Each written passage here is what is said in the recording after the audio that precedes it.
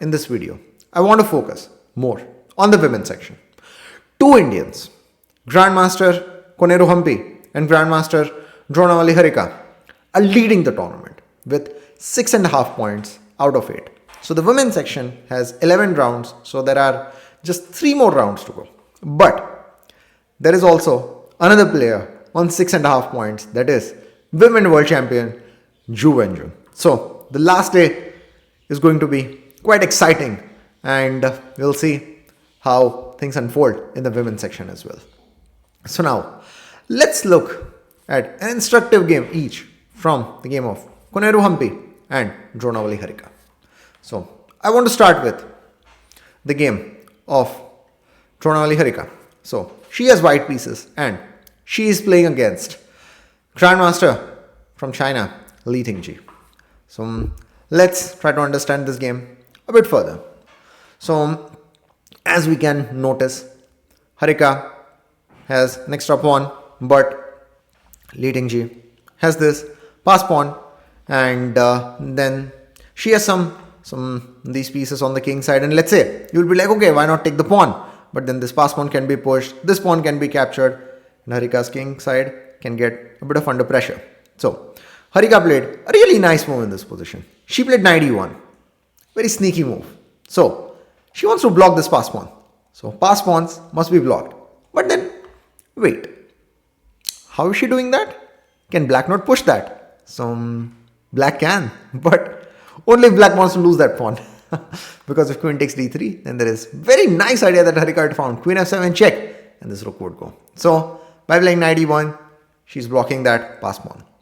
So Li Tingji played queen e7. She's like, I'm attacking this pawn. Harika is not worried about this. She played knight d3. She's not only blocking the pass pawn, but this pawn also gets under pressure. And she is putting some pressure on Li Tingji. Now, let's try to go forward. So Li Tingji took this pawn, then this happened. Now, Harika is up a pawn, but still black has this pass pawn. Black's pieces are a bit active. So rook e3. If this gets captured, then this can be there, or pass pawn can be pushed. So in this position, rook d1 was played by Harika. She's like, let's stop that pass pawn, and then she'll go for other pawns. Now the pass pawn is blocked. Li Tingji exchange this. But then now b4, because even if this pass pawn gets pushed, because Harika can create her own pass pawn and then she can do something. So this was played. Now Li Tingji gave up this pawn to capture this. And then we are in this rook endgame. So Harika is up a pawn, and then she can push in a risk-free manner. Then we reach at this moment b5. Now, please remember, if you are pushing for the win, you should try to exchange the pieces, but not the pawns. Because if Harika exchanges the pawns, then Li Tingji can completely shift her attention on the king side. So Harika did not want that. She's like, I want my pass pawn. I'll give you the pass pawn, but I want my pass pawn. So you have to keep an eye on the king side and the queen side. So putting pressure through both the sides. So rook b1 was played. Then king d4. Now we must understand that this is a rapid tournament. Time trouble would be there. Less time is there. So there would be some mistakes from both the sides. So then let's just go to the important moment. And then in this position, so rook b7 was there. King d6. Then here, king c8. Now, in this position, it seems like if rook h7 or something like that is played with the idea of mate, that can actually be a bit dangerous, because rook d1 check, if the king moves, then this push, and then it would be trouble. So it looks like that Harika's rook is stuck in this, and then there is another problem. If black is able to play b2, then there will be rook d1 check, and then black will be able to promote. So despite having an extra pawn, if Harika is not careful, then she might lose the game. So it might be like, oh, she would just give the checks and then repeat the position and go for the draw. No. She found a really nice way to push for the win. She played king e6. Now we'll be like, wait, what? Is she going after the pawn? What if the pawn gets pushed? And that's what black did. The idea is rook e1 check. If king takes f6, rook f1 check. Wait, did Harika just blunder? Is she going to lose the game? No, she did not. She did not bring that king to e6 to capture that f6 pawn. She brought that king to e6 to bring it to f7. What a nice move. Because rook f1 is not a check. That's the main point here.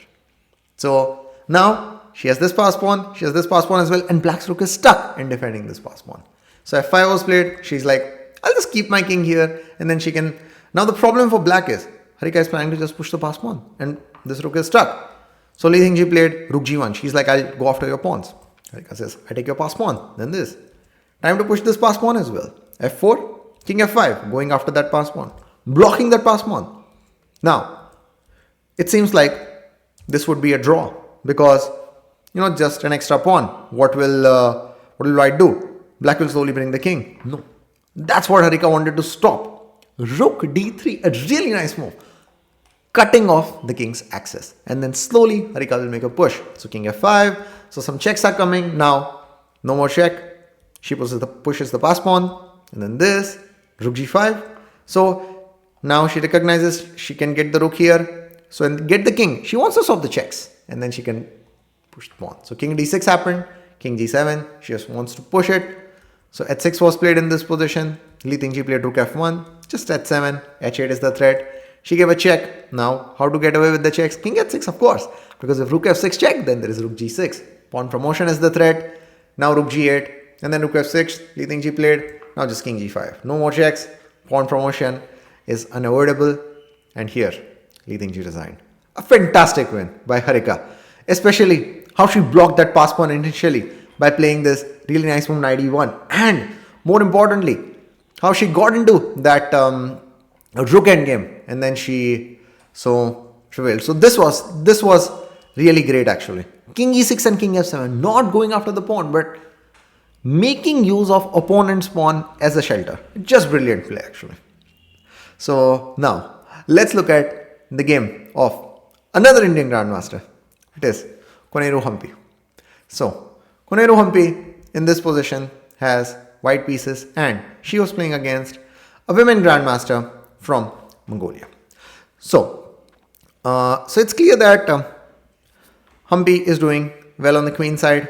So knight is on d6 on the outpost square, covered by this pawn, but also black is putting some pressure on the king side.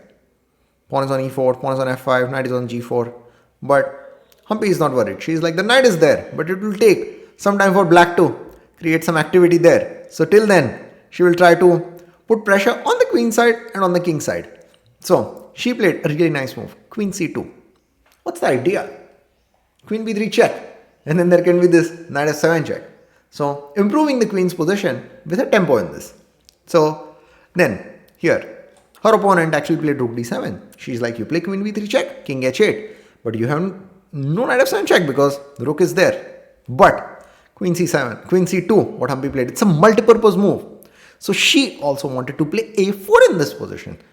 She wants to increase the pressure on the queen side as well, not just the king side. That's really important. Looking at the whole board. Now, we'll be like, but what if a6? No problem at all. A takes b5. By the way, a takes b5 is not possible. The rook goes. Undefended pieces are always weaknesses. And if something like this, then this knight can capture this. Because, yeah, still that undefended rook. So, Humpy very skillfully recognized that, see, then you'd be like, okay, why she did not play a4? See, if she played a4, there would be a6. Because the rook is still on d8. It is defending this rook. But the moment black played rook d7, so stop this queen b3 knight f7 idea, Humpy recognized this rook has gotten undefended. And instantly, she got the opportunity to play a4 to increase the pressure on the queen side. And then, with the active pieces that Humpy has on the queen side, it's a bit too much for black to handle this. And then, she played rook b8. But a takes b5, then c takes b5. Now, once again, Humpy is not in a rush to capture this pawn. She's like, let me play rook a6, let me improve my rook's position. Maybe I can get my rook here as well. Then bishop e5. Once again, be careful about such sneaky threats. So she played h3. Then black played this. Black is just trying to complicate the matters. She's like, queen b7, I'll attack your rook. So then, in this position, Humpy played a really nice move. Queen a2 check and defending this. And now, since the rook is defended, she just took the knight, and after f takes g4, she played knight c6, there is knight e7, there's knight b8, and yeah, this is just game over, and black resigned. So, a really nice example of how to put pressure on both sides. So, queen c2, a multi-purpose move. So, queen b3 check, and can help in playing a4, and how to switch. So, queen c2, The major plan was to do something on the king side, but the moment black played rook d7, how Humpy recognized that a certain weakness has been created on the queen side and she can take advantage of it because the rook has gone from d8 to d7 by playing a4, and it was just too much for black to handle. Now, so quite instructive games, both of them. The last day, so still neither in the open section nor in the winner section we have a sole leader. So there are joint leaders. So in open section, 4 games to go. Women's section, 3 games to go. The last day is going to be extremely exciting. So let's hope that on the last day there will be drama, but not off the board, but on the board. So thanks everyone for joining, and I'll see you next time.